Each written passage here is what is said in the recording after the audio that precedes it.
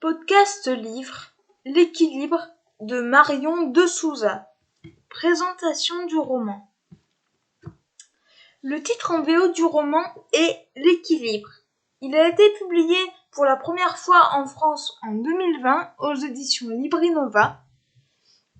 Il fait 300 pages. Je le conseille aux jeunes adultes à partir de 16 ans. 4e de couverture.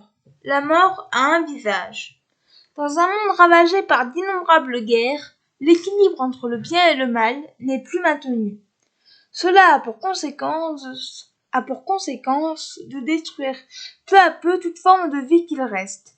Gaël, un jeune agriculteur de 18 ans, apprend qu'une amie a été kidnappée par les meurtriers, organisation malveillante au cœur de la cité. Il part à sa recherche, s'ouvrant à l'aventure intrépide qui l'attend. Très vite, il découvre qu'il descend d'une lignée de veilleurs et que la nature, esprit imminent qui dicte les lois de la planète, n'attendait que son 19e anniversaire pour lui révéler son identité. Elle lui annonce qu'il doit maintenir l'équilibre. Entre doutes, mensonges et surprises, le jeune homme se bat pour garder son humanité qui menace chaque jour de se dissiper. Ce que j'ai pensé de ce roman. Ce livre a été lu pour le prix des lecteurs Librinova 2020. Vu que le résumé est long et le roman court, il fait 300 pages, je n'en dirai pas plus. Les personnages sont bien travaillés. Gaël, le protagoniste principal, vit seul avec son père. Depuis que sa mère est partie, il ne sait pas trop pourquoi. Il ne comprend pas trop ce qui lui arrive. Lyra, sa petite amie, est très amoureuse. Elle va vivre un événement tragique. On ne la voit pas beaucoup, excepté dans des flashbacks. La nature, avec un N majuscule, est un personnage à part entière. Elle est étrange.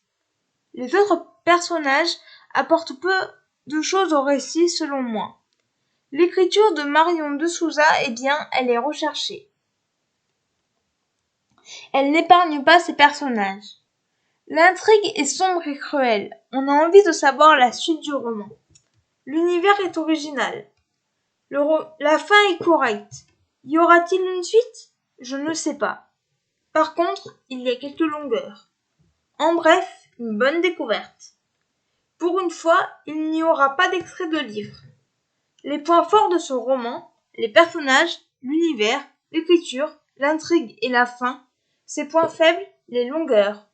Voilà, c'en est tout pour ce podcast. J'espère qu'il vous aura plu. N'hésitez pas à me donner vos avis et vos commentaires sur YouTube, à vous abonner à la chaîne, et je vous retrouve très bientôt pour un nouveau podcast. Ciao!